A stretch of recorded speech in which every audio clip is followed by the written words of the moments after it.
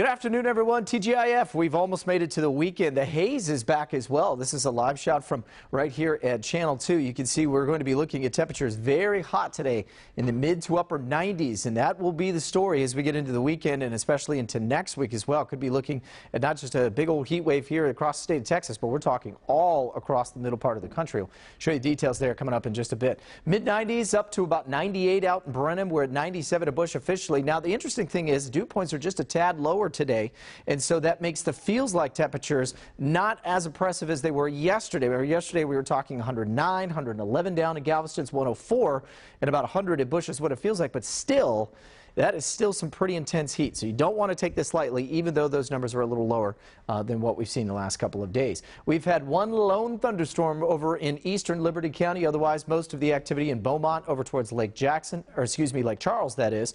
And one of the reasons why, once again, we've got this big old wedge of dry air shoved right on top of us. Now, maybe a chance we can get a couple of these showers and thunderstorms to try to activate some things east of I-45, but you see this huge cluster up near Dallas earlier this morning and into this afternoon just kind of falling apart.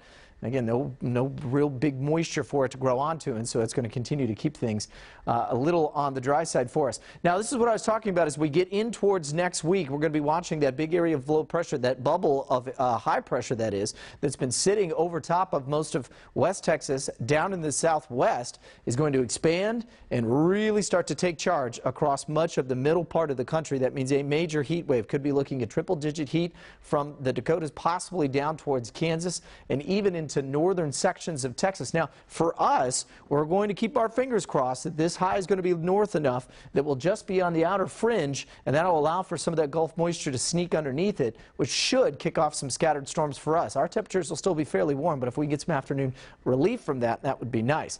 Cecilia is gone, pretty much falling apart. This is Hurricane Darby, well-defined area of low pressure in the center of that. You can see a really good-looking eye.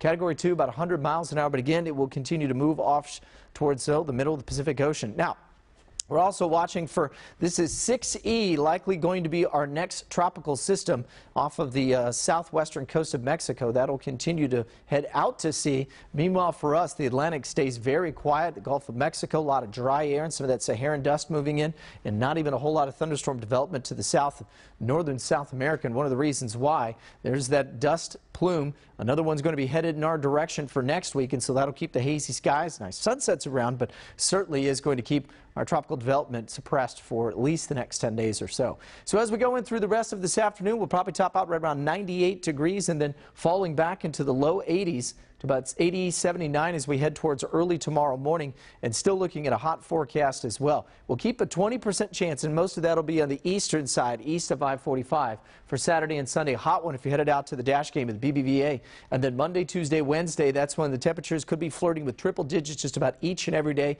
especially as we get towards Thursday, Friday, and Saturday, when the rain chances, what meager they are, go down, and we could be talking about our first triple-digit day of 2016. That's your forecast from right here at clickthehouston.com. Make sure you follow us on Facebook and Twitter. I'll be live a little later on this evening to get you through your weekend weather plans. You can get your weekend weather anytime you need it right here at clickthehouston.com.